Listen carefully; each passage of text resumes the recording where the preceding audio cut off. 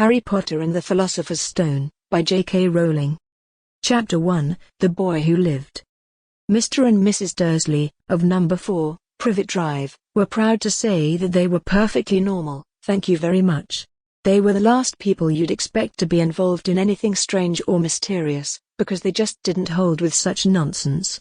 Mr. Dursley was the director of a firm called Grunnings, which made drills.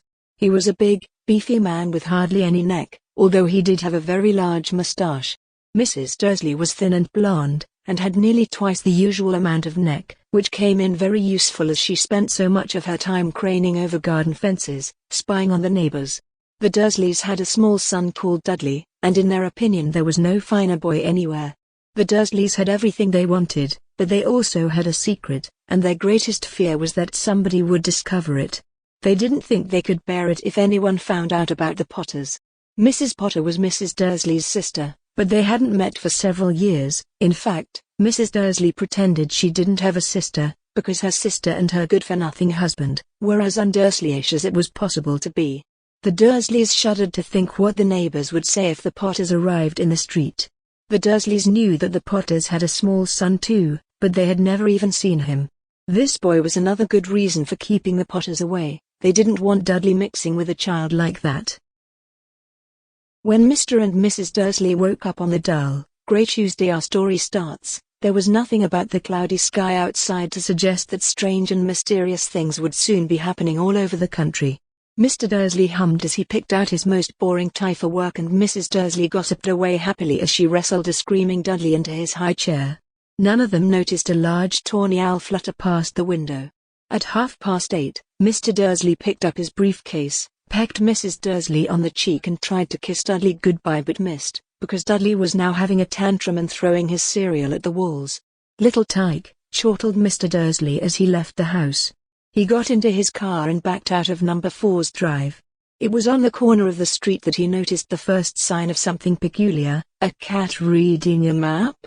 For a second, Mr. Dursley didn't realize what he had seen, then he jerked his head around to look again. There was a tabby cat standing on the corner of Privet Drive, but there wasn't a map in sight.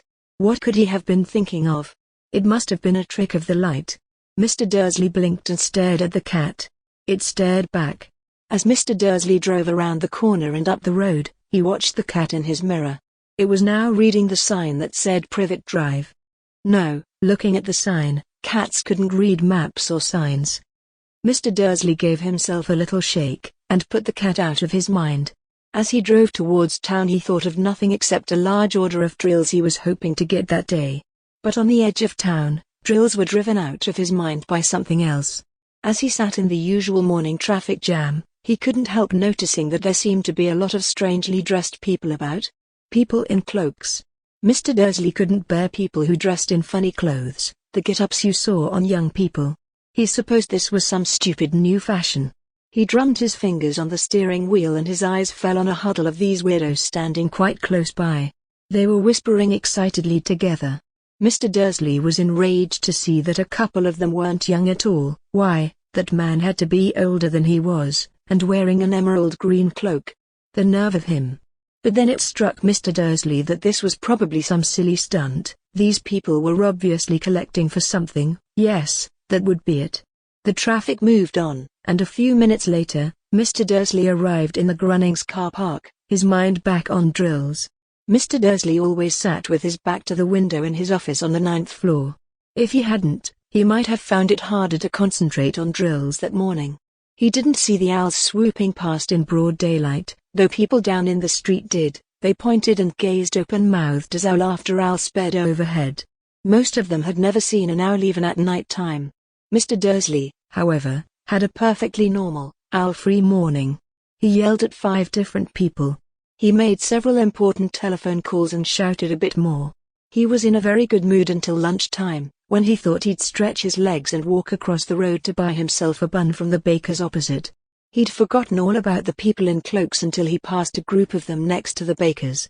He eyed them angrily as he passed. He didn't know why, but they made him uneasy. This lot were whispering excitedly too, and he couldn't see a single collecting tin. It was on his way back past them, clutching a large donut in a bag, that he caught a few words of what they were saying. The Potters, that's right, that's what I heard. Yes, their son, Harry. Mr. Dursley stopped dead. Fear flooded him. He looked back at the whisperers as if he wanted to say something to them, but thought better of it. He dashed back across the road, hurried up to his office, snapped at his secretary not to disturb him, seized his telephone and had almost finished dialing his home number when he changed his mind. He put the receiver back down and stroked his mustache, thinking, no, he was being stupid. Potter wasn't such an unusual name. He was sure there were lots of people called Potter who had a son called Harry. Come to think of it, he wasn't even sure his nephew was called Harry. He'd never even seen the boy. It might have been Harvey. Or Harold.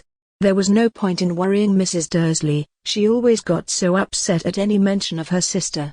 He didn't blame her, if he'd had a sister like that, but all the same, those people in cloaks, he found it a lot harder to concentrate on drills that afternoon, and when he left the building at 5 o'clock, he was still so worried that he walked straight into someone just outside the door. Sorry, he grunted, as the tiny old man stumbled and almost fell. It was a few seconds before Mr. Dursley realized that the man was wearing a violet cloak. He didn't seem at all upset at being almost knocked to the ground. On the contrary, his face split into a wide smile and he said in a squeaky voice that made passers-by stare, "Don't be sorry, my dear sir, for nothing could upset me today. Rejoice, for you know who has gone at last. Even muggles like yourself should be celebrating this happy day." And the old man hugged Mr. Dursley around the middle and walked off. Mr. Dursley stood rooted to the spot. He had been hugged by a complete stranger. He also thought he had been called a muggle, whatever that was. He was rattled. He hurried to his car and set off home, hoping he was imagining things, which he had never hoped before, because he didn't approve of imagination. As he pulled into the driveway of number 4, the first thing he saw, and it didn't improve his mood, was the tabby cat he'd spotted that morning. It was now sitting on his garden wall. He was sure it was the same one, it had the same markings around its eyes. "Shoo!" said Mr. Dursley loudly. The cat didn't move. It just gave him a stern look. Was this normal cat behavior, Mr. Dursley wondered. Trying to pull himself together, he let himself into the house. He was still determined not to mention anything to his wife. Mrs. Dursley had had a nice, normal day. She told him over dinner all about Mrs. Next Door's problems with her daughter and how Dudley had learnt a new word, shan't. Mr. Dursley tried to act normally. When Dudley had been put to bed, he went into the living room in time to catch the last report on the evening news, and finally, bird watchers everywhere have reported that the nation's owls have been behaving very unusually today. Although owls normally hunt at night and are hardly ever seen in daylight, there have been hundreds of sightings of these birds flying in every direction since sunrise. Experts are unable to explain why the owls have suddenly changed their sleeping pattern. The newsreader allowed himself a grin. Most mysterious. And now, over to Jim McGuffin with the weather. Going to be any more showers of owls tonight, Jim? Well, Ted, said the weatherman, I don't know about that, but it's not only the owls that have been acting oddly today. Viewers as far apart as Kent, Yorkshire and Dundee have been phoning in to tell me that instead of the rain I promised yesterday, they've had a downpour of shooting stars. Perhaps people have been celebrating bonfire night early. It's not until next week, folks. But I can promise a wet night tonight. Mr. Dursley sat frozen in his armchair. Shooting stars all over Britain? Owls flying by daylight? Mysterious people in cloaks all over the place? And a whisper about the Potters. Mrs. Dursley came into the living room carrying 2 cups of tea. It was no good. He'd have to say something to her. He cleared his throat nervously. Petunia, dear, you haven't heard from your sister lately, have you? As he had expected, Mrs. Dursley looked shocked and angry. After all, they normally pretended she didn't have a sister. No, she said sharply. Why? Funny stuff on the news, Mr. Dursley mumbled. Owls, shooting stars, and there were a lot of funny-looking people in town today, so? Snapped Mrs. Dursley. Well, I just thought, maybe, it was something to do with, you know, her lot. Mrs. Dursley sipped her tea through pursed lips. Mr. Dursley wondered whether he dared tell her he'd heard the name Potter. He decided he didn't dare. Instead he said, as casually as he could, their son, he'd be about Dudley's age now, wouldn't he? I suppose so, said Mrs. Dursley stiffly. What's his name again? Howard, isn't it? Harry. Nasty common name, if you ask me. Oh, yes, said Mr. Dursley, his heart sinking horribly. Yes, I quite agree. He didn't say another word on the subject as they went upstairs to bed. While Mrs. Dursley was in the bathroom, Mr. Dursley crept to the bedroom window and peered down into the front garden. The cat was still there. It was staring down Privet Drive as though it was waiting for something. Was he imagining things? Could all this have anything to do with the Potters? If it did, if it got out that they were related to a pair of, well, he didn't think he could bear it. The Dursleys got into bed. Mrs. Dursley fell asleep quickly, but Mr. Dursley lay awake, turning it all over in his mind. His last, comforting thought before he fell asleep was that even if the Potters were involved, there was no reason for them to come near him and Mrs. Dursley. The Potters knew very well what he and Petunia thought about them and their kind. He couldn't see how he and Petunia could get mixed up in anything that might be going on. He yawned and turned over. It couldn't affect them. How very wrong he was. Mr. Dursley might have been drifting into an uneasy sleep, but the cat on the wall outside was showing no sign of sleepiness. It was sitting as still as a statue, its eyes fixed unblinkingly on the far corner of Privet Drive. It didn't so much as quiver when a car door slammed in the next street, nor when two owls swooped overhead. In fact, it was nearly midnight before the cat moved at all. A man appeared on the corner the cat had been watching, appeared so suddenly and silently, you'd have thought he'd just popped out of the ground. The cat's tail twitched and its eyes narrowed. Nothing like this man had ever been seen in Privet Drive. He was tall, thin, and very old, judging by the silver of his hair and beard, which were both long enough to tuck into his belt. He was wearing long robes, a purple cloak which swept the ground and high-heeled buckled boots. His blue eyes were light, bright and sparkling behind half-moon spectacles, and his nose was very long and crooked, as though it had been broken at least twice. This man's name was Albus Dumbledore. Albus Dumbledore didn't seem to realize that he had just arrived in a street where everything from his name to his boots was unwelcome. He was busy rummaging in his cloak, looking for something. But he did seem to realize he was being watched, because he looked up suddenly at the cat, which was still staring at him from the other end of the street. For some reason, the sight of the cat seemed to amuse him. He chuckled and muttered, "I should have known." He had found what he was looking for in his inside pocket. It seemed to be a silver cigarette lighter.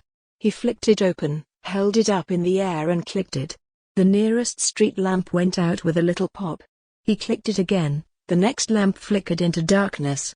12 times he clicked the put-outer, until the only lights left in the whole street were 2 tiny pinpricks in the distance, which were the eyes of the cat watching him.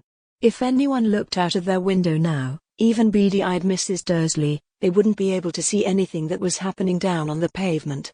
Dumbledore slipped the put-outer back inside his cloak and set off down the street towards number 4, where he sat down on the wall next to the cat.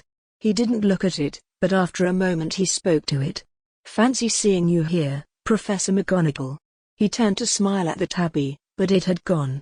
Instead he was smiling at a rather severe-looking woman who was wearing square glasses exactly the shape of the markings the cat had around its eyes. She, too, was wearing a cloak, an emerald one. Her black hair was drawn into a tight bun. She looked distinctly ruffled. "How did you know it was me?" she asked. "My dear Professor, I've never seen a cat sit so stiffly." "You'd be stiff if you'd been sitting on a brick wall all day," said Professor McGonagall. "All day? When you could have been celebrating. I must have passed a dozen feasts and parties on my way here." Professor McGonagall sniffed angrily. "Oh yes, everyone's celebrating, all right," she said impatiently. "You'd think they'd be a bit more careful, but no, even the Muggles have noticed something's going on. It was on their news." She jerked her head back at the Dursleys' dark living room window. "I heard it. Flocks of owls? Shooting stars? Well, they're not completely stupid. They were bound to notice something. Shooting stars down in Kent, I'll bet that was Daedalus Diggle. He never had much sense." "You can't blame them," said Dumbledore gently. "We've had precious little to celebrate for 11 years. "I know that," said Professor McGonagall irritably. "But that's no reason to lose our heads. People are being downright careless, out on the streets in broad daylight, not even dressed in Muggle clothes, swapping rumors." She threw a sharp, sideways glance at Dumbledore here, as though hoping he was going to tell her something, but he didn't, so she went on, "A fine thing it would be if, on the very day you know who seems to have disappeared at last, The Muggles found out about us all. I suppose he really has gone, Dumbledore? It certainly seems so, said Dumbledore. We have much to be thankful for. Would you care for a sherbet lemon? A what? A sherbet lemon. They're a kind of Muggle sweet I'm rather fond of. No, thank you, said Professor McGonagall coldly, as though she didn't think this was the moment for sherbet lemons. As I say, even if you know who has gone. My dear Professor, surely a sensible person like yourself can call him by his name? All this you-know-who nonsense. For 11 years I have been trying to persuade people to call him by his proper name, Voldemort. Professor McGonagall flinched, but Dumbledore, who was unsticking 2 sherbet lemons, seemed not to notice. It all gets so confusing if we keep saying you-know-who. I have never seen any reason to be frightened of saying Voldemort's name. I know you haven't, said Professor McGonagall, sounding half exasperated, half admiring. But you're different. Everyone knows you're the only one you know. Oh, all right, Voldemort was frightened of. You flatter me, said Dumbledore calmly. Voldemort had powers I will never have. Only because you're too, well, noble to use them. It's lucky it's dark. I haven't blushed so much since Madame Pomfrey told me she liked my new earmuffs. Professor McGonagall shot a sharp look at Dumbledore and said, the owls are nothing to the rumors that are flying around. You know what everyone's saying? About why he's disappeared? About what finally stopped him? It seemed that Professor McGonagall had reached the point she was most anxious to discuss, the real reason she had been waiting on a cold hard wall all day, for neither as a cat, nor as a woman, had she fixed Dumbledore with such a piercing stare as she did now. It was plain that whatever everyone was saying, she was not going to believe it until Dumbledore told her it was true. Dumbledore, however, was choosing another sherbet lemon and did not answer. What they're saying, she pressed on, is that last night Voldemort turned up in Godric's Hollow. He went to find the Potters. The rumor is that Lily and James Potter are... that they're dead. Dumbledore bowed his head. Professor McGonagall gasped. Lily and James. I can't believe it. I didn't want to believe it, oh Albus. Dumbledore reached out and patted her on the shoulder. I know, he said heavily. Professor McGonagall's voice trembled as she went on. That's not all. They're saying he tried to kill a Potter's son, Harry. But, he couldn't. He couldn't kill that little boy. No one knows why, or how, but they're saying that when he couldn't kill Harry Potter, Voldemort's power somehow broke, and that's why he's gone. Dumbledore nodded glumly. It's true? Faltered Professor McGonagall. After all he's done, all the people he's killed, he couldn't kill a little boy? It's just astounding, of all the things to stop him, but how in the name of heaven did Harry survive? We can only guess, said Dumbledore. We may never know. Professor McGonagall pulled out a lace handkerchief and dabbed at her eyes beneath her spectacles. Dumbledore gave a great sniff as he took a golden watch from his pocket and examined it. It was a very odd watch. It had 12 hands but no numbers. Instead, little planets were moving around the edge. It must have made sense to Dumbledore though, because he put it back in his pocket and said, Hagrid's late. I suppose it was he who told you I'd be here, by the way? Yes, said Professor McGonagall. And I don't suppose you're going to tell me why you're here, of all places? I've come to bring Harry to his aunt and uncle. They're the only family he has left now. You can't mean the people who live here? Cried Professor McGonagall, jumping to her feet and pointing at number 4. Dumbledore, you can't. I've been watching them all day. You couldn't find 2 people who are less like us. And they've got this son. I saw him kicking his mother all the way up the street, screaming for sweets. Harry Potter come and live here. It's the best place for him, said Dumbledore firmly. His aunt and uncle will be able to explain everything to him when he's older. I've written them a letter. A letter? Repeated Professor McGonagall faintly, sitting back down on the wall. Really, Dumbledore? You think you can explain all this in a letter? These people will never understand him. He'll be famous, a legend. I wouldn't be surprised if today was known as Harry Potter Day in future. There will be books written about Harry. Every child in our world will know his name. Exactly, said Dumbledore, looking very seriously over the top of his half-moon glasses. It would be enough to turn any boy's head. Famous before he can walk and talk. Famous for something he won't even remember. Can't you see how much better off he'll be, growing up away from all that until he's ready to take it? Professor McGonagall opened her mouth, changed her mind, swallowed, and then said, "Yes, yes, you're right, of course. But how is the boy getting here, Dumbledore?" She eyed his cloak suddenly as though she thought he might be hiding Harry underneath it. "Hagrid's bringing him. You think it wise to trust Hagrid with something as important as this?" "I would trust Hagrid with my life," said Dumbledore. "I'm not saying his heart isn't in the right place," said Professor McGonagall grudgingly, "but you can't pretend he's not careless. He does tend to." What was that?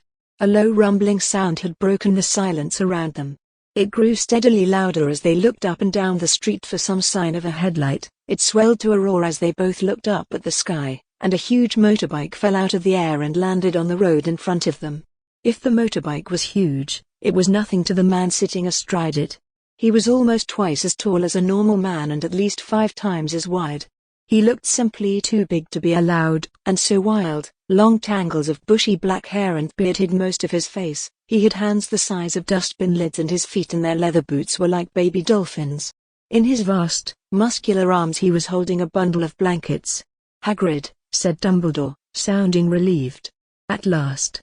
And where did you get that motorbike?" "Borrowed it, Professor Dumbledore, sir," said the giant, climbing carefully off the motorbike as he spoke. "Young Sirius Black lent it to me. I've got him, sir." "No problems, were there?" "No, sir. House was almost destroyed, but I got him out all right before the muggles started swarming around. He fell asleep as we was flying over Bristol." Dumbledore and Professor McGonagall bent forward over the bundle of blankets. Inside, just visible, was a baby boy, fast asleep. Under a tuft of jet black hair over his forehead they could see a curiously shaped cut, like a bolt of lightning. "Is that where?" whispered Professor McGonagall. "Yes," said Dumbledore. "He'll have that scar forever." "Couldn't you do something about it, Dumbledore?" "Even if I could, I wouldn't. Scars can come in useful. I have one myself above my left knee which is a perfect map of the London Underground." "Well, give him here, Hagrid. We'd better get this over with." Dumbledore took Harry in his arms and turned towards the Dursleys' house. Could I say goodbye to him, sir?" asked Hagrid. He bent his great, shaggy head over Harry and gave him what must have been a very scratchy, whiskery kiss. Then, suddenly, Hagrid let out a howl like a wounded dog. "Shh!" hissed Professor McGonagall.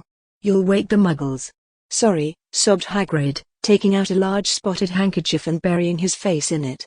"But I can't stand it, Lily and James dead, and poor little Harry off to live with muggles." "Yes, yes, it's all very sad, but get a grip on yourself, Hagrid, or we'll be found," Professor McGonagall whispered, patting Hagrid gingerly on the arm as Dumbledore stepped over the low garden wall and walked to the front door. He laid Harry gently on the doorstep, took a letter out of his cloak, tucked it inside Harry's blankets, and then came back to the other two. For a full minute the three of them stood and looked at the little bundle. Hagrid's shoulders shook, Professor McGonagall blinked furiously and the twinkling light that usually shone from Dumbledore's eyes seemed to have gone out. "Well," said Dumbledore finally, "that's that. We've no business staying here. We may as well go and join the celebrations." "Yeah," said Hagrid in a very muffled voice. "I'd best get this bike away. Good night, Professor McGonagall." "Professor Dumbledore, sir." Wiping his streaming eyes on his jacket sleeve, Hagrid swung himself onto the motorbike and kicked the engine into life. With a roar it rose into the air and off into the night. "I shall see you soon, I expect, Professor McGonagall," said Dumbledore, nodding to her. Professor McGonagall blew her nose in reply. Dumbledore turned and walked back down the street. On the corner he stopped and took out the silver put-outer. He clicked it once and 12 balls of light sped back to their street lamps so that Privet Drive glowed suddenly orange, and he could make out a tabby cat slinking around the corner at the other end of the street. He could just see the bundle of blankets on the step of number 4. "Good luck, Harry," he murmured. He turned on his heel and with a swish of his cloak he was gone. A breeze ruffled the neat hedges of Privet Drive, which lay silent and tidy under the inky sky, the very last place you would expect astonishing things to happen. Harry Potter rolled over inside his blankets without waking up. One small hand closed on the letter beside him and he slept on, not knowing he was special, not knowing he was famous, not knowing he would be woken in a few hours' time by Mrs. Dursley's scream as she opened the front door to put out the milk bottles, nor that he would spend the next few weeks being prodded and pinched by his cousin Dudley. He couldn't know that at this very moment, People meeting in secret all over the country were holding up their glasses and saying in hushed voices, "To Harry Potter, the boy who lived."